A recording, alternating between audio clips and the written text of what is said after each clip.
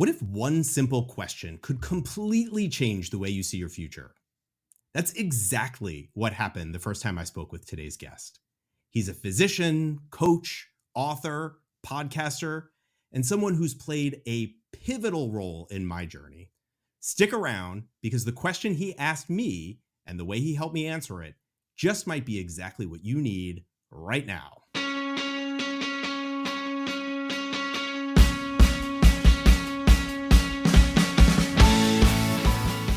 This is the Better Physician Life podcast. I'm Dr. Michael Hersh, a full-time practicing gastroenterologist, a husband, a dad, and the founder of Better Physician Life Coaching. This podcast is designed to help physicians create work-life balance, set goals, manage stress, and feel more present at home and less annoyed at work. It's time to stop feeling trapped in medicine and start enjoying the lives we've worked so hard to build. Well, hey everyone, and welcome to another episode of the Better Physician Life podcast. Today, I am super excited to welcome Dr. Jimmy Turner to the show. He is a practicing academic anesthesiologist and associate professor at Wake Forest University School of Medicine, where he specializes in regional anesthesia and acute pain medicine.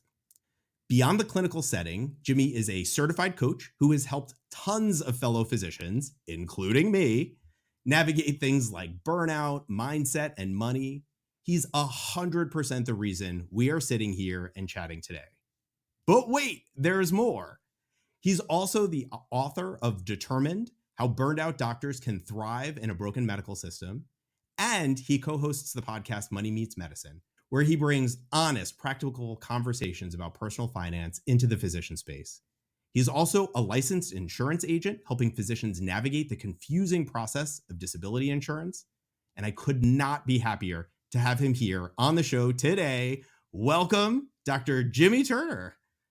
Thanks so much, man. I'm super excited to be here. I know we've been trying to get this one on the book for a little bit, so couldn't be more excited. Absolutely. It's quite a list of accomplishments. Did I leave anything out?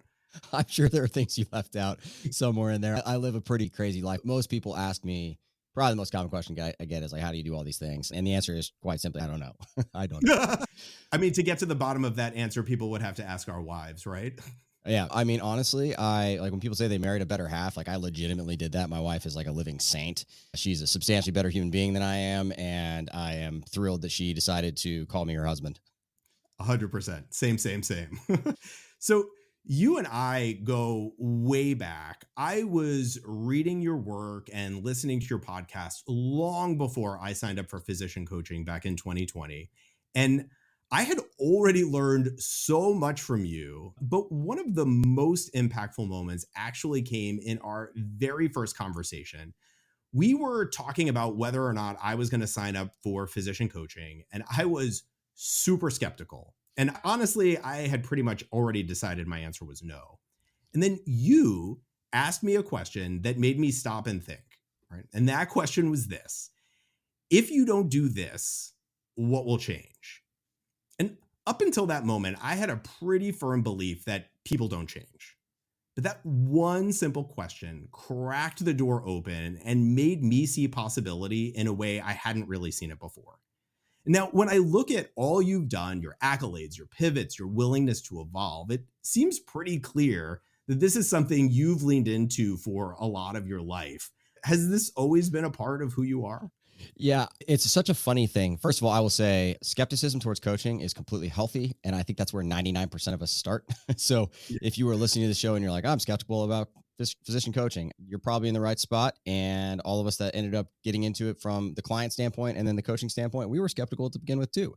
So a completely healthy space to be. But to answer your question, no. And I'm kind of glad that I didn't always operate this way. So if I had found really what turned that key for me in my brain was entrepreneurship. And it was through entrepreneurship that I started learning lessons that nowhere else in life could I learn. And so for me, I didn't experience entrepreneurship until about 6 months after my fellowship in regional anesthesia. And so I'm really glad actually that it turned out that way, because if I'd found entrepreneurship when I was in training, I don't know that I would have finished becoming a physician. It's become a huge part of my identity, to be honest with you, and the way that I think about things and the way I think about the world, and realize like, hey, just because we do things a certain way And we've always done them that way. Doesn't mean it has to continue to be that way. And if you find a problem, then a solution is probably necessary. And it turns out that's often a really great business idea.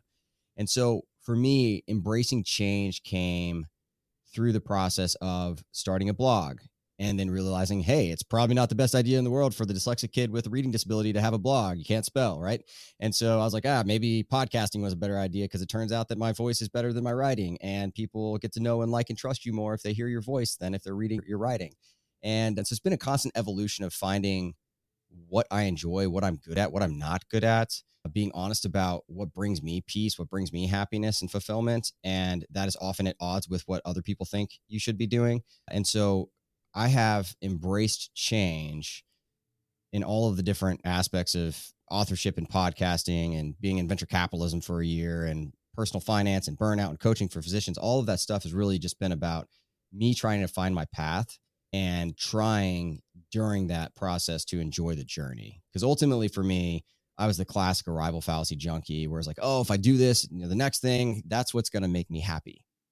If I start a business and the business makes $100,000, like that's a big number. And that'll help with me being able to cut back from medicine because I was burned out in medicine. And then I did that and it turns out it wasn't the answer. And I was like, well, maybe if I start a podcast, or what if I, get to this number in the business, or if I write a book. And really all of it was a constant evolution to teach me that it's more important to focus on the process than the product. You have to enjoy the journey. But I'm glad that I did embrace that because now it gives me the ability to face things and to make decisions without being scared that I'm going to fall flat on the other side, which is the constant fear most people have is getting started. Yeah. I noticed what you said when you were just mentioning this is that it sometimes goes against what people think you should be doing. Can you say a little more about that? Yeah, sure. And so, this is germane to the podcast and the topic at hand, right? So when I started coaching, I was probably the only male physician coach in the space that had a large audience. And so constantly I was being told, oh, this is going to be nothing but success for you. You're going to join the 2 Comma Club, have $1 million recurring revenue business because you are a male physician, which is unique to the space. Dudes need coaching too. Obviously, all the women already were much smarter than us and knew that from the get-go. And so, hey, you're just going to succeed. And so this is what you should do. You should continue to build this business. And for me, I got to the point where I was like, you know what? I really enjoy these conversations. I really enjoy writing about this stuff, thinking about this stuff. But like, I'm a content producer at the end of the day. Like, I love teaching. Like, at the end of the day, I went into academics because I'm an academic. I love educating other people. And my special space is in content production and having conversations with people. Sometimes that means coaching. And sometimes it means just focusing on the educational aspect of stuff and like, how can I get this in front of more people? And so having people point at me and say, hey, this is what you should do because you can, and realizing that, oh, just because I can doesn't mean I should. Those are different questions. Really took me a long time to figure out. My journey, taking that pivot actually didn't happen until I got into the venture capital back startup space and brought my personal finance brand into that. And that ended my coaching business for the most part at that point. And to be honest, when that happened, I was relieved. I was happy. I was like, you know what? This has been a monkey on my back for so long that everyone expects me to keep carrying, and I don't want to carry this thing anymore. And because I made that pivot, I just didn't have time for it. It forced me to make that change. But yeah, that's probably the most relevant example to this. Just because you can doesn't mean you should is the takeaway there that I learned from that. I think this is really important because if you're listening and you don't own a coaching business, maybe you're thinking this isn't relevant to the life that we're living. And most physicians feel the exact same way about their medical careers, right? They push through in certain aspects of their career because they think they should. There's this expectation about what, I've talked before about what a good doctor does. A good doctor, shows up every day and does all of the things and closes their charts and sees 30 patients a day and doesn't complain, and all of these expectations of what other people think we should be doing in our medical careers.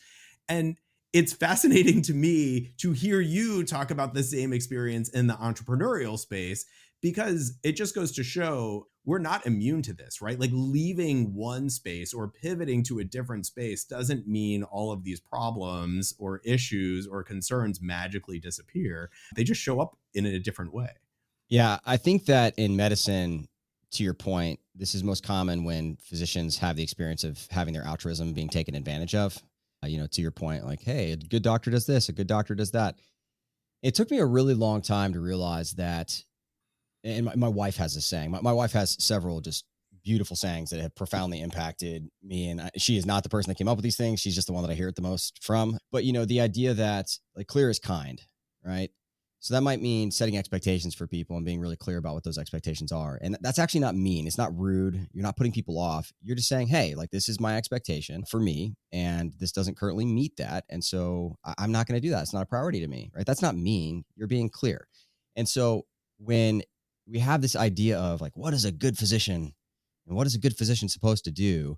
It's really easy to take advantage of that because really at the end of the day, you get to decide what a good doctor is, right? Like this ideal that's pitched at us is pitched by other people, and you get to decide what that means for you. And for me in my journey, ultimately that was the problem, is that I just didn't spend enough time really thinking about what do I want. And I don't mean that from like a selfish standpoint. I mean like a lack of clarity standpoint. I just didn't know. I just knew I was having success at these different things, and I was dabbling in lots of different stuff. I didn't have enough time in the day to do all of those things. So some of them started getting done not as well as I would have liked them.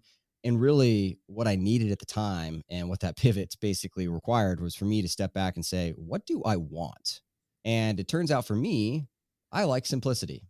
I like being busy. I like being productive, and I like things to be simple. I don't want to be, in all of these different things. And so I'm constantly getting involved in stuff and then asking myself, like, how can I refine this to make this more simple? Like maybe this thing that I decided I could do isn't really what I want to do. It doesn't really fit the mold for what I have in my view for my life right now.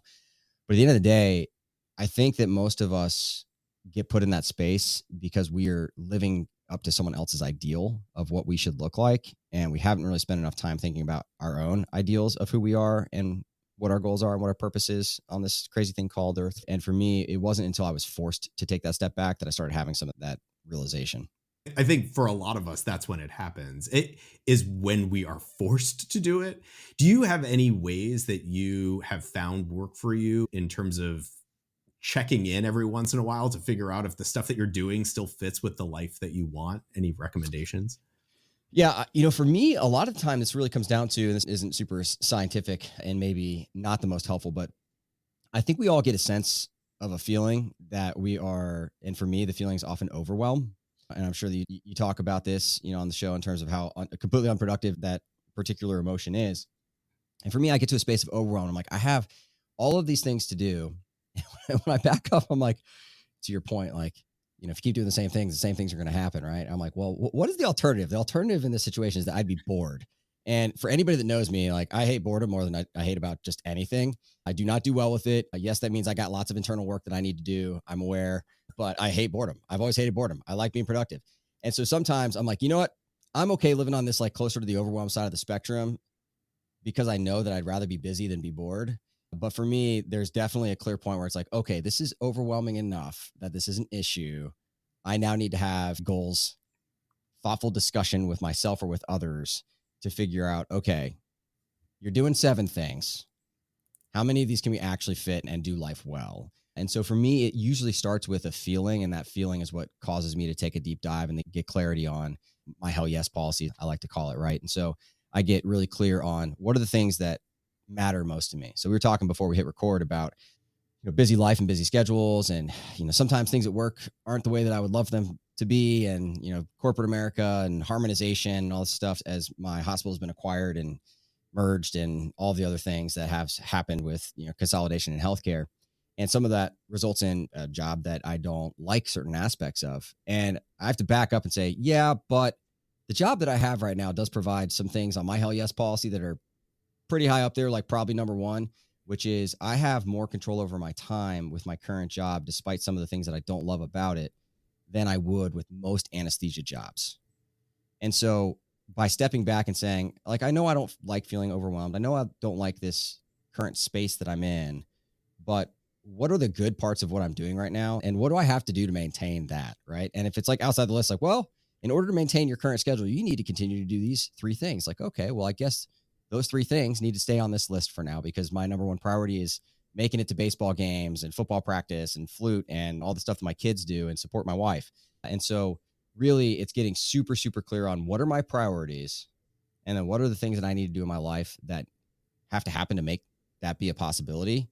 And then I try to get rid of everything else. And I go through like this declutter phase after I go through that process, typically, where I'm like, you know what? I'm doing 10 things. I'm now doing 4. And people are like, Jimmy, why aren't you doing that anymore? Like, you were really good at that. And I'm like, because it doesn't fit right now. Maybe it will later, but it doesn't right now. Right. And so it's this constant reevaluation process that typically starts when I start to feel overwhelmed.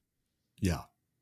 And I think you call to mind a couple of very essential points here. Number one is that our minds are always geared towards what's going wrong and the negative, and so easy to look at our jobs and see all the things that we don't like. And there's a lot of things that we do like. And I speak to this from personal experience about my own job, and am frequently reminding myself about all the things that I do enjoy, that I do like. The reason why, even 5 years into coaching, I'm still in the same job I've been in for over 16 years now. And so it is really making sure that we're always critically appraising, right? Like, what's good also, right? Like, what is working? And then you also brought up your hell yes policy, which I love and I read about in advance, but you just said it like everybody knows it. And I'd love for you to say more about that, because I think it's critical. Yeah. So essentially, it's the concept that you need to get really clear on what your priorities are. And where this came from for me was actually reading a book called Essentialism, Greg McKeown. And in that book, he tells a story about basically how the word priority was originated. And I think it was in the 1700s, like the word priority. So think about a priori. Priority meant like the one thing above all others. And at some point past the 1700s, we decided to try to make that word plural, as if you could have more than one thing in your life that was above all others. And it's kind of snowballed from there, right? Where we all think, oh, I can juggle all of these balls in the air and they're all priorities. And it's like, that's not really true. When you say yes to something, you're saying no to something else. And so we need to spend time making sure the things we're saying yes to are really like hell yes. And anything that doesn't make you say hell yes, you say no to, right? And so for me, it's really drilling down into like, what are the 3 to 5 things that are really most important and critical to me right now at this moment in my life? I have a high schooler, a middle schooler, and an elementary school, 3 different schools, 3 different physical locations for the next 3 years. And, it's like, for me, scheduling flexibility to like make that zone defense work. My wife is a full-time educator. She has a job. She works. She's amazing at it. Just won teacher of the year for the county. And so like, I totally want to support her career, but that also means that we have to play lots and lots of zone defense. And so for me, that hell yes policy, when I started thinking about what are the 3 to 5 things, it's like, okay, well, number one is having flexibility in my schedule to allow for all of these other things in my life that matter so much more than my job, right? Like, I'm a God-fearing husband and father before I am anything else. And so that for me is like, okay, that's number one. And then, there are a few other things that end up on that list, but basically what ends up happening after you come up with those 3 to 5 things, and you can start with 10 and try to whittle it down, it can become hard going backwards, because you're like, no, I absolutely can't take off number 9. It's like, well, if you started with 1, it'd be easier to get to 3 or 5, personally, I think. But that said, you're going to find that if you keep saying yes, and that hell yes policy keeps getting longer and longer and longer, you're really saying no to things at the top of the list because you have too many commitments, you have too many things going on. But it also allows me to check back and say, okay, well, if scheduling flexibility and autonomy over my personal time is the most important thing right now, then maybe I shouldn't go look for private practice jobs where I have quote unquote more professional autonomy because I'm a part of the group and the decision making there. Whereas as an employed physician, I'm not, because that's not really going to allow me to achieve that number one goal on my hell yes policy list. And so the process of getting really clear on what your priorities are, those things that really are above all others, that needs to be 3 things, maybe 5 if I'm being generous. And then your job is to say no to anything else that doesn't make it that list, right? So that for me is like why I don't coach anymore. I like coaching. I enjoy having conversations with people. I enjoy getting to know people and building relationships. People have come to me for advice my entire life, and I don't coach anymore, even though I am a certified coach. Because right now, at this very moment in my life, maybe it'll change in the future, that just doesn't fit the list. And so just because you can doesn't mean you should. And that hell yes policy helps you kind of figure out the difference. Yeah. And to your point, the items on that list can change. Just because you've said hell yes to something at one point in your life does not mean you have to continue saying yes to it. You get to, as your life grows and evolves, shift the things that are on your list. And I think that is something that we have a hard time doing, because we feel like if we've said yes once, we need to keep saying yes. And I think what a lot of people, physicians in particular, don't realize is that if you say no to something, it feels like it could be uncomfortable, right? And so the yes feels easy, right? But when you say yes to escape the discomfort of no, you don't escape saying no. It's just the person that you're saying no to is typically the priorities that are on your hell yes list. It's yourself, it's your family, it's the places that you want to be, it's how you want to be showing up. And so you've said yes to the person that was asking you to do the thing, but you said no to you and the things you actually wanted to be doing. Yeah. So Michael, you'll be proud of me. So for the first time in almost 40 years of existence, I turned 40 next month as we're recording this. I sent back a meal at a restaurant. And so people are like normal that are listening to this. You're like, what, why is that a big deal? So I'm like, by every definition, like a recovering people pleaser. And so it was the first time I ordered a meal and it was so bad. Like I even asked my friends at the table, I was like, am I making this up? Like, this is bad. Right. And they're like, please do not eat that, you know? And so I like called the server over. I was like, hey, excuse me, is this what I ordered? You know, and had a conversation with her about it and sent it back. And the chef actually came out and apologized because it was so bad. But like the reason why is because historically comes from a good place. I was just so concerned with making other people happy and putting other people above myself. I was raised in a house where you're supposed to be selfless. And what I didn't realize is that some of the other values that I have for me personally, like integrity and honesty, like everyone will tell you, I am the sort of person where I'm transparent to a fault. And part of what comes with that is that I am honest. So if you want an honest opinion on something, ask me. If you don't, please don't, because I will actually tell you what I think. And so I wasn't being honest with myself in those moments, right? Where it's like, this meal is terrible. Like I should have no reservations to be like, hey, respectfully, I'm going to get something else. This isn't what I expected. But for so many physicians, I think that they are also people pleasers and they are more worried about people pleasing other people and saying, I should say yes here. Maybe the no is uncomfortable, but maybe also what's uncomfortable is the idea you might not make someone happy. Because for me, that was always the hesitance about it was, hey, Jimmy, we're doing the social media thing. We're going to teach other people like how to build a brand and how to, you know, do that sort of thing. And so I know you've got thousands of people that follow you. I'd love to have you come and talk at this thing about social media so other physicians can learn about building their own brand. And just getting to this space where it took me years to like look that person in the eyes and be like, I am so appreciative that you would think of me. But no, I can't do that. It's not a priority for me at the moment. And you know what? Amazingly, on the other side of that, I found the majority of the time, if you're talking to a reasonable human being, they don't get mad at you or upset. They actually have respect for you because they probably have a hard time doing the same thing. Like, I can't believe you just said no. Like, you just told me no. Like, people don't tell people no. Like, man, I wish I could do that. You know, like that's kind of the response I get most of the time, to be honest with you, is people be like, I wish I could be that clear about what my priorities are and tell other people no. Because we're just so used to people saying yes, right? But that is something I struggled with for, I don't know, 98% of my life that I've only recently developed a skill set in.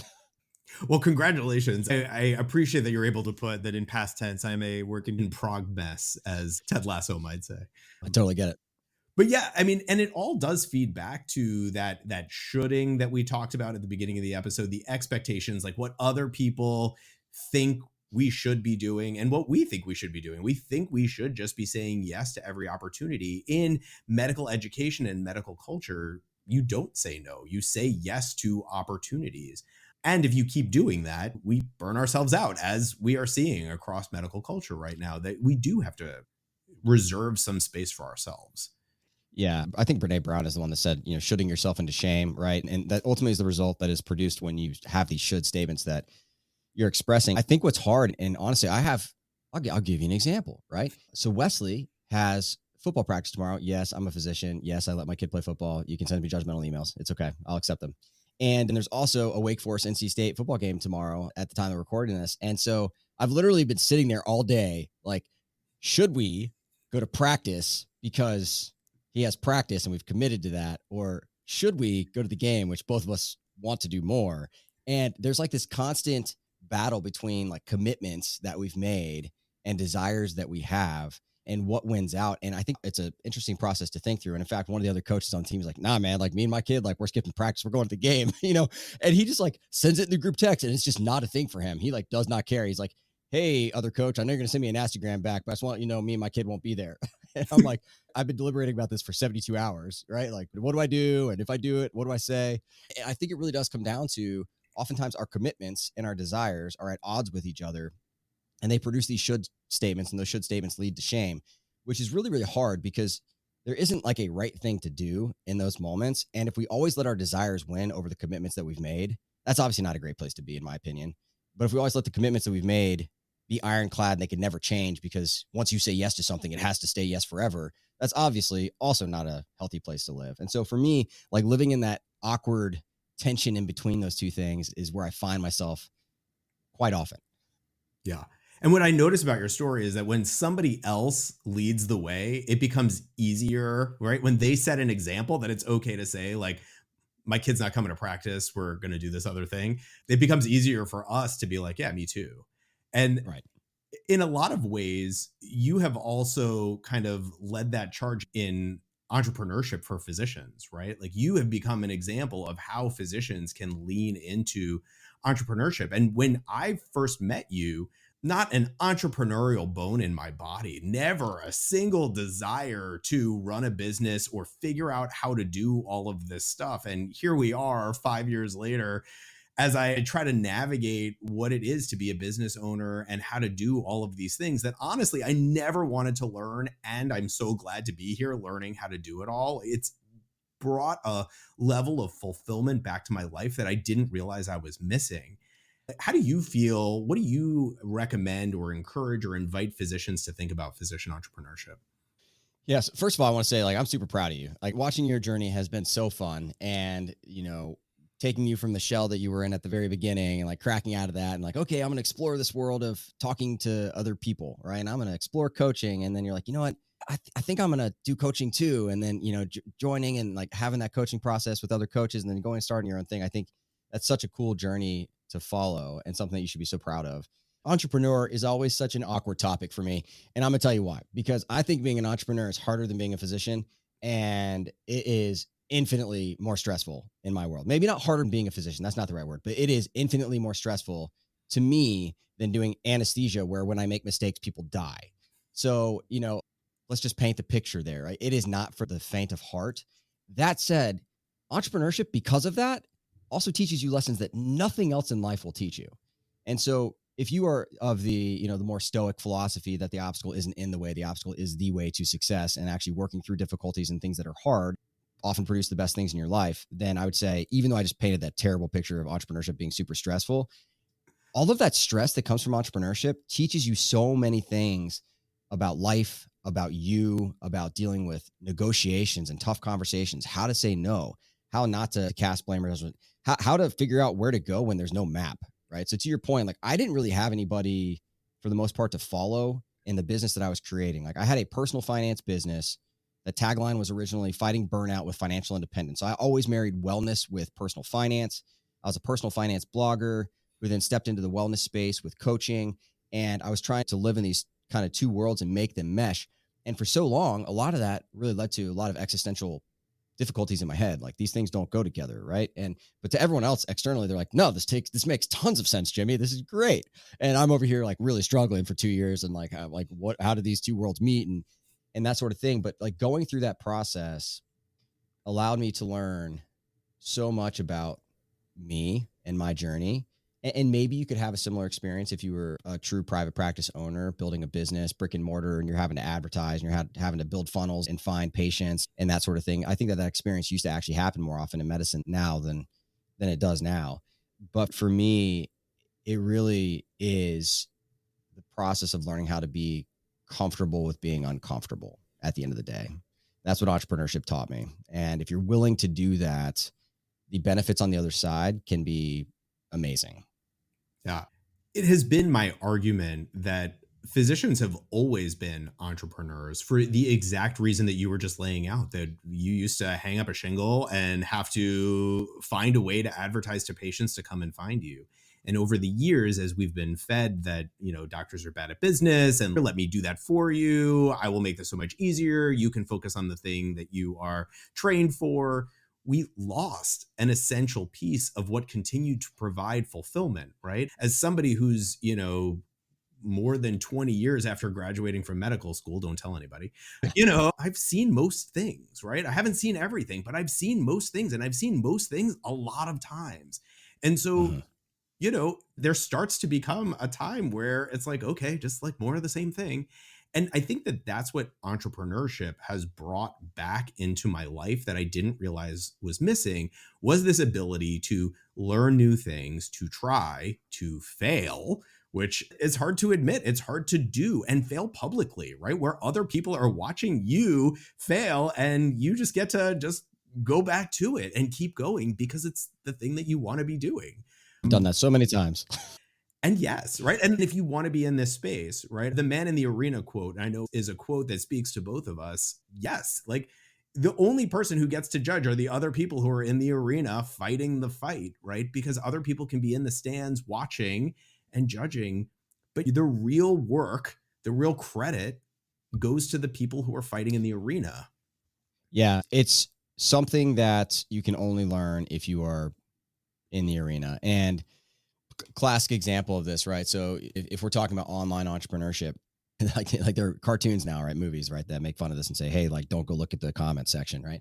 But for some of us, like we learn that in real life. And at the end of the day, like you really have to, that's another skill set, right? Like you have physicians that get these online reviews and yet they don't know how to deal with them. And the reason why is because that skill set's never really been developed for them. And yet in the online space, like you have infinitely more, particularly if you have a larger platform, like you have infinitely more comments and negative things that people can say, no matter how you say something. Like I shared a story one time on a podcast. I'm going to share it again. And then you can get the negative reviews because this is your show. I had this prior resident of mine that was going to work and as he was going to work, hit a deer. This person just happened to be like a super, super outdoorsy hunter kind of guy. And he got out of the car. This deer is in agony, like clearly going to die. And so this resident is going to take out a knife. He has a hunting knife on him and, give the animal some peace. Right. And this woman stops and she starts screaming at him that, he can't do that. Like, we got to get this deer to the hospital. And he's like, the neck is broken. Like, this is not a salvageable situation. So anyway, like long story short, I share this story on my podcast and inevitably there's like some comment about, hey, like, I can't believe that, there's a story and like there's this woman and he was saying like how crazy she was. I was like, first of all, I didn't say she was crazy. I was saying like she was clearly having a very difficult time with this person trying to provide this end of life to this deer. And so like if you live in this space, like you can like share stories that you think are completely benign and safe and fine, but there's always going to be the hater that's out there. And I didn't learn how to deal with that stuff, like negative criticism. I always struggled with that so much my entire life until basically entrepreneurial work taught me if you are successful, you are going to have haters, right? That is just a part of the process. And so you cannot wade into these waters and expect to like come out with no bruises or battle scars. That's just not something that is going to happen. And yet every time that something like that happens, I think, man, this would be really helpful for doctors that have, because I'm an anesthesiologist, I don't get online reviews, but I know some doctors get online reviews. Maybe in my world, the closest is like pain physicians who have a certain patient population that you can imagine leaves scathing reviews online and they have a hard time with it. Cause like, no, like I'm a good doctor. I'm trying to do the right thing.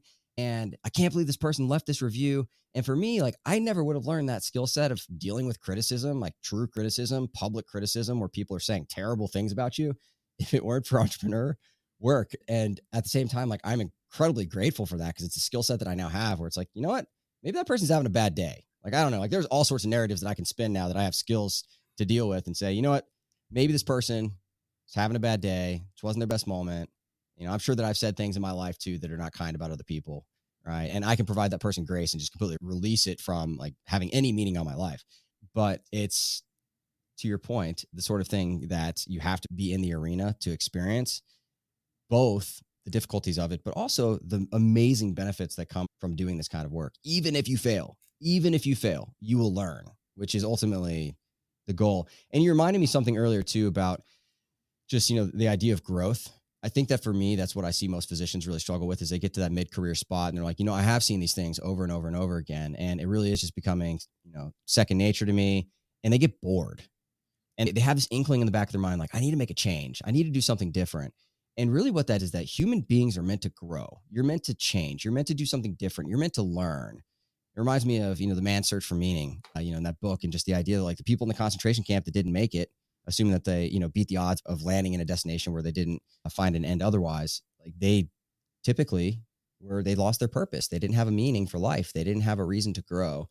And you see this in retirees when they retire and they become depressed and all that sort of stuff. And so if you have that inkling, you have that itch, sometimes the best way to scratch it is through entrepreneurship, where the entire idea is you see a problem, go create a solution and try to fix it.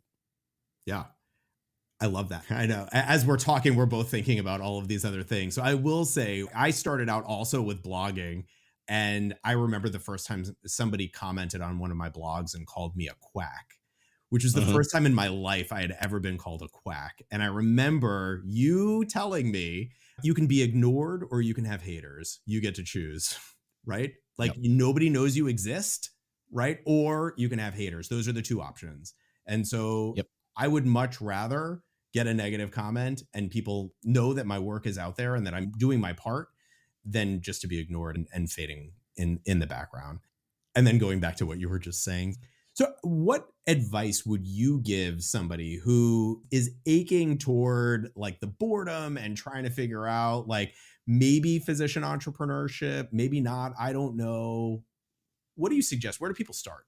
So it depends on what they're trying to do. I think the worst place to be is what I call a jobby, right? So if you're creating entrepreneurship to create cash flow, to create revenue in your life, obviously that is, let's just call it a job, even though it's not a job. You're the boss when you're an entrepreneur, another benefit. You got the other side where like, I'm going to do this because I just enjoy it. I love spending my time doing this. It can make me absolutely no money and I would still enjoy doing this. For me, that is called pickleball. It makes me no money, but I really enjoy it. That is a hobby. What you don't want is a jobby, which is somewhere in those two combined worlds where you're like, I'm gonna do this thing and like maybe it'll make some money. Like you will invariably 99% of the time quit that. Like 6 months from now when things are hard, or 12 months from you get that negative review, or you haven't made any money, or in fact you've put $10,000 into this idea and it's made nothing.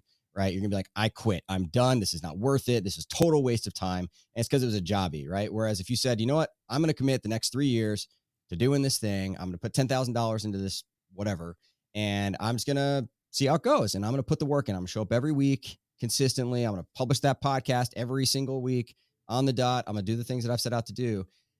You give yourself enough time to like actually have that experience and grow. And so I think first you need to decide like, is this a hobby or is this something that you're trying to create income from? Is the purpose of this to cut back from medicine and you need to make up for the money you're losing there by doing that? Is the purpose of this just to find growth and meaning and purpose and just have a hobby? That's totally fine. But defining from the outset what that is, I think is really important. If you decide that it is an entrepreneurial endeavor, I think the first start is to always figure out like, what am I good at? Right. And I think that the best way to answer that question, there's a few. One of them is to say, like, what do people come to me for advice for? It doesn't take anybody long in my life to realize like, hey, like what is Jimmy good at? Well, Jimmy spends 99.9% of days at some point during the day talking about personal finance. That will come up every single day of my life, no matter what I do, where I go, who I'm around. I will get a text, a phone call, an in-person conversation about some random financial question. The reason why is because I like learning about money and I'm really good at teaching it. And so that for me became like, oh, I should start a business, right? Because like I want to teach people about personal finance. Another way to think through this is what is easy for you that is hard for other people. And I think people take this one for granted because they're like, well, nobody would pay me to do that. That's so easy. It's like, well, maybe it's easy for you with a skill set and experience and education that you have. It could be very, very hard for other people.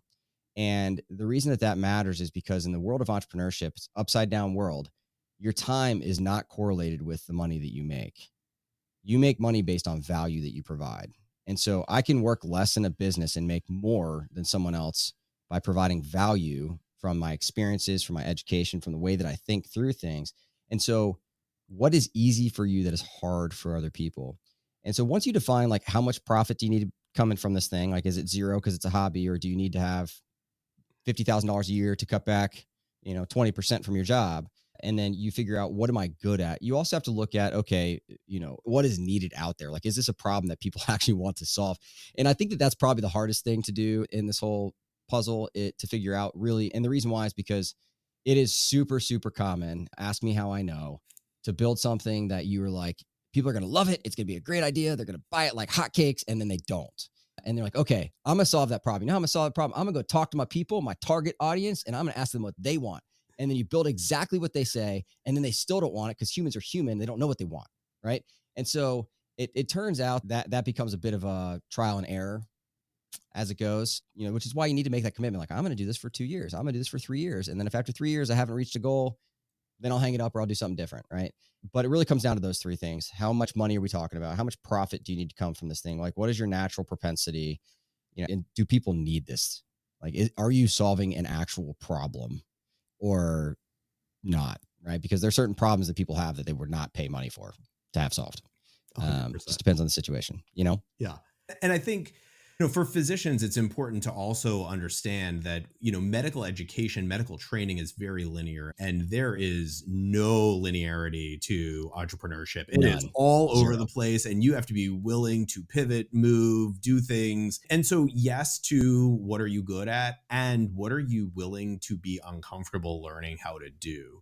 Because there's a lot of discomfort in entrepreneurship. And that's the growth. That's where the growth is that we were talking about. And you have to be willing to see your way through the discomfort to the other side in order to build the business, because there are things that we're good at. And then there is a lot that you have to learn along the way. I've learned that. Yeah. And I think getting that space where you were saying, hey, I know that I have some natural ability at this thing, but also to your point, because you are going to learn so much and you have to learn so much, it is equally important to have a passion about whatever problem you're trying to solve, right? Am I passionate enough to deal with the discomfort, to deal with the unknown, to learn new things that I don't currently know? I mean, I definitely didn't learn how to build a website or, build a podcast or courses or any of that stuff in medical training, right? And we don't even talk about money, and so for somebody to be able to overcome that, it has to have enough potential, or you have to be passionate enough, ideally both, to really pursue something. Well, I've loved this. I enjoyed catching up with you so much. Tell the listeners where they can find you and where they can listen to more of Dr. Jimmy Turner. Yeah. So if you want to hear my voice and me ramble more than I just did today, you can go to Money Meets Medicine, which is the name of the podcast. Host each week on Wednesdays, and we talk about personal finance topics, career topics in medicine. And there's a website, moneymeetsmedicine.com. You can check that out as well. Awesome. Dr. Jimmy Turner, thank you so much for being a pivotal part of my journey. Thank you so much for being here today. I really appreciate you. And to the listeners, thank you so much for being here today. I will see you next time on Better Physician Life. Take care.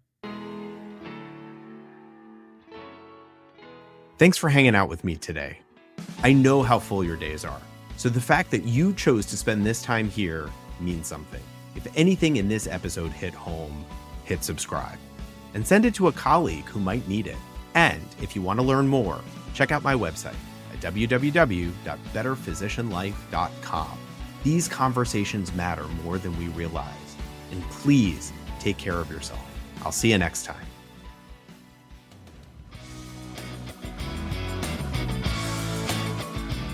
This podcast isn't medical advice, or legal advice, or financial advice.